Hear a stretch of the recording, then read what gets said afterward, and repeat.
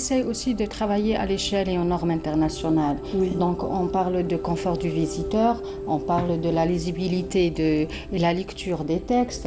C'est pour attirer le visiteur, pour l'amener à comprendre le sujet. Oui. Donc, on doit aussi s'imprégner du sujet pour permettre voilà, une certaine scénographie. Voilà. J'aimerais revenir sur l'équipe qui a travaillé à vos côtés. C'est une équipe algérienne et souvent, moi j'ai visité cette exposition. Par exemple, donc la Grande Poste, j'ai visité cette exposition et j'ai rencontré des personnes qui se disaient « Ah, c'est des étrangers qui ont fait ça ?» C'est une équipe à 100% algérienne, hein. Alhamdoulilah, on est une équipe issue de l'école algérienne. Et voilà, pour faire un bon travail, bien sûr, il faut travailler avec des professionnels. Donc, chacun dans son métier, il exerce, que ce soit graphiste, que ce soit designer, que ce soit sculpteur. C'est-à-dire, moi, je suis comme un maestro. Et si on a envie de faire une belle symphonie, c'est qu'on doit avoir des bons musiciens. Donc là, vous avez aussi de bons techniciens à vos côtés. Et on a, bien sûr, on travaille avec une envie de montrer au public. Parce que le but, c'est quoi? Le but, c'est qu'on fait un travail qui plaît. On fait un travail que le public va adorer. Donc, bien sûr, c'est important parce qu'on ramène aussi la richesse. Oui. Voilà. C'est-à-dire si visuellement on est attiré, on a envie d'en savoir plus après. On a envie de comprendre cet objet, cet espace, cette époque, cette civilisation, qu'est-ce qu'elle nous a apporté, qu'est-ce qu'elle nous a raconté. Voilà. Donc c'est ce que vous permettez de faire à travers les scénarios scénographiques que vous proposez dans différents lieux. Oui, bien sûr. Voilà. Donc, et la scénographie, en fait, c'est aussi comment regrouper, hein, c'est la lumière, enfin, c'est mise en scène. Voilà, c'est créer une histoire à travers l'objet. Oui. Et si on sait raconter, ce sera vraiment là la réussite et la clé de la réussite de la scénographie. Oui, en tout cas, la scénographie, on vous a aussi découvert à travers 2 expositions réalisées au niveau du Bardo, le musée du Bardo. Donc, vous a aussi fait confiance. Donc, c'est très bien de faire confiance quand même aux jeunes, aux potentiels jeunes algériens. Donc, vous avez été sollicité pour 2 expositions, les Perles d'Afrique, qu'on a eu de toute façon l'occasion de voir à Canal Algérie, et aussi une exposition qui se tient toujours, qui est toujours maintenue au niveau du Bardo. Elle concerne un pan d'histoire qui est très très lointain, la préhistoire. Oui, effectivement. Je remercie la direction et tous les gens qui m'ont fait confiance. C'est grâce aussi à cette contribution qu'on peut donner de plus de nous-mêmes. Voilà. Au niveau du musée du Bardo, j'ai réalisé bien sûr 2 expositions. La dernière, elle y est encore. Elle parle de la préhistoire. J'ai aimé valoriser ce qu'il y a à l'intérieur, parce qu'on parle de recherche et de fouilles archéologiques.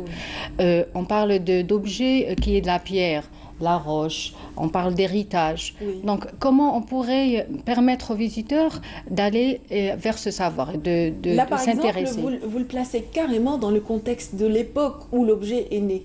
Oui, c'est Aïn Lahnesh. Par exemple, à Aïn Lahnesh, on voyait des animaux de cette époque, on voit l'évolution animalière, on voit ses ossements. Regardez, ce sont des bifaces des premiers hommes, de ces cueilleurs-chasseurs qui ont occupé les espaces de notre territoire, l'Algérie, donc à une époque très lointaine. Oui, elle remonte jusqu'à 1 800 000 ans, le premier biface. Et donc, c'est pour ça, quand on donne de l'importance à cet objet et on le valorise à travers une ambiance, on va susciter une très belle ambiance en tout cas. On suscite la curiosité, merci. On suscite la curiosité pour amener le visiteur à aller aussi parcourir parcourir ce voyage. Donc, vous les amenez à cette époque. Et donc, c'est important qu'il y ait une lecture. C'est-à-dire par rapport à un public jeune ou âgé, donc que ça soit lisible. Là, par exemple, un petit ossement, s'il était comme ça balancé dans une vitrine, on ne comprendrait pas. Mais vous avez mis la lumière, toute la lumière sur un ossement, un socle, une lumière, et du coup, il devient vedette dans votre exposition. C'est pas mal. Voilà. La lumière, elle est importante. Oui. Le jeu de lumière, il doit être subtil. Parce que c'est aussi, il aide à amener le visiteur à parcourir l'espace. Donc, c'est une façon aussi de guider le visiteur. Oui. J'ai mis l'accent sur aussi, c'est sur, ben voilà, on voit le crâne, on voit les textes. Et on voit ces images d'illustration. C'est des illustrations, on a réalisé des illustrations pour la compréhension du sujet. Parce que c'est pas tout le monde qui va comprendre c'est quoi l'hypipaléolithique, la protohistoire, comment il a développé l'objet, l'homme préhistorien. Donc on a essayé de faciliter la lecture. Oui. C'est notre travail aussi. Voilà, c'est un petit peu comme dans un film. Dans le film, il y a la partie forme, la partie visuelle, et il y a le scénario qui porte. Donc vous, en tant que scénographe, vous apportez cet élément voilà, d'intrigue, de suspense. On découvre, et c'est comme si dans un film, on faisait un gros plan, après on revient un petit peu sur un plan large. C'est un petit peu ces lectures-là que vous permettez aux visiteurs, et j'imagine que nos musées ont beaucoup gagné parce que le recours à des scénographes étrangers aurait peut-être coûté beaucoup plus cher qu'une équipe algérienne. Est-ce que vous êtes d'accord avec moi? Oui, oui, bien sûr. Est-ce que c'est le cas? Oui, en fait, heureusement qu'on est là en Algérie, hein, et puis bien sûr la qualité, elle y est. Donc on essaye aussi de travailler sur des normes internationales pour ne pas dire qu'on ne peut pas, voilà, avec les moyens qu'on a, hein, quand même. Donc on essaie aussi de se former à l'étranger, de participer, de voir des salons internationaux consacrés à des musées, d'aller à l'étranger pour connaître quelles sont les méthodes, quelles sont les nouveautés. Donc on est au courant de ce qui se fait à l'étranger. Pour cela, bien sûr, une collaboration, il n'y a pas mauvais pour faire une collaboration avec des étrangers. On est là et on essaye de travailler aux normes. Et si on ne fait confiance, c'est que je suis là. On m'a fait confiance et j'essaie toujours de donner un plus. C'est un travail de conception que vous réalisez, Safia, avec votre équipe. Est-ce qu'on vous donne suffisamment de temps quand vous travaillez sur des projets, des musées, des espaces d'exposition, des stands? Est-ce que l'Algérien prend en considération l'aspect conception? Je cite un exemple. Pour la préhistoire, vraiment, on a travaillé sur la phase de recherche et la thématique du sujet pendant 6 mois, hein, pour pouvoir réaliser l'exposition de la préhistoire. Et donc là, jusque-là, j'ai l'impression que c'est correct. Oui, c'est correct. 6 mois, ça vous laisse le temps de vous imprégner. Bien sûr. Donc, on va parler des expositions. Donc, des fois, les expositions sont temporaires, elles sont permanentes. Et là, le temps, il est important. Donc, consacré, c'est pas tout le monde qui... Parce que des fois, on se décide à la dernière minute et on nous presse. Et dans la pression, on ne peut pas vraiment réaliser beaucoup de choses. Donc, c'est des préférences, donner un peu le temps pour pouvoir s'imprégner de lieux. Parce que le lieu aussi, il est important. On va parler du lieu parce que la scénographie, elle s'inscrit dans ce lieu.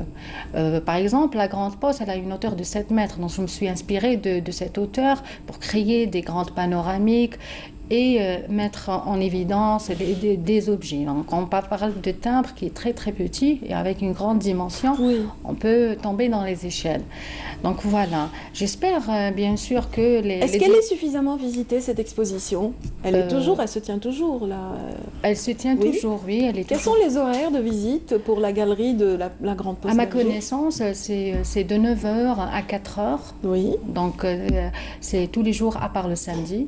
Donc samedi et vendredi. Donc voilà. Tous les jours de la semaine, on peut découvrir cette belle exposition qui nous fait voyager à travers le temps et les timbres.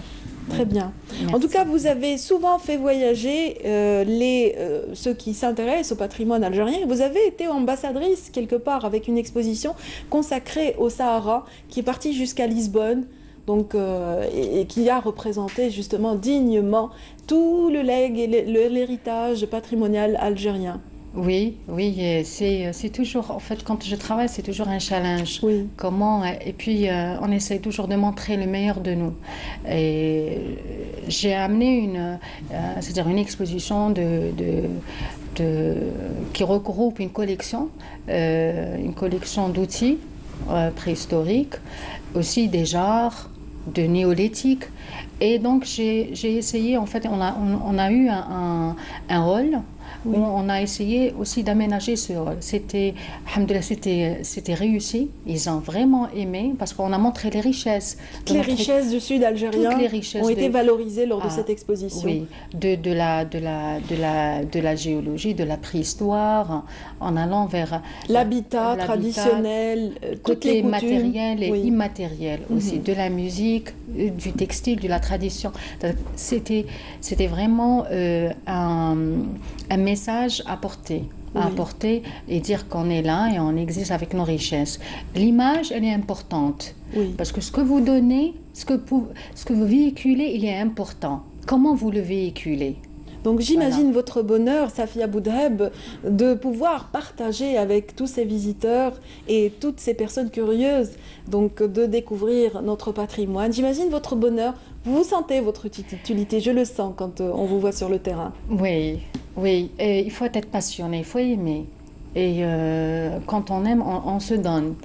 Et voilà, on a un pays très beau, on a une richesse sur le patrimoine. On a, que ce soit à l'intérieur des musées, donc ce qu'on ramène des sites, et que ce soit des sites extérieurs. Donc on a vraiment une richesse très vaste qu'il faut donner de l'importance à cela et le valoriser. C'est important justement de mettre en valeur tout ce que nous possédons. En tout cas, grâce à vous et vos équipes, justement, Safia Boudheb, on arrive à mieux comprendre notre passé. Merci beaucoup, Safia Boudheb. Bonne continuité à tous vos projets futurs. Je pense que vous êtes pressentie pour un musée qui concerne justement un petit peu l'histoire de la Casbah. Oui.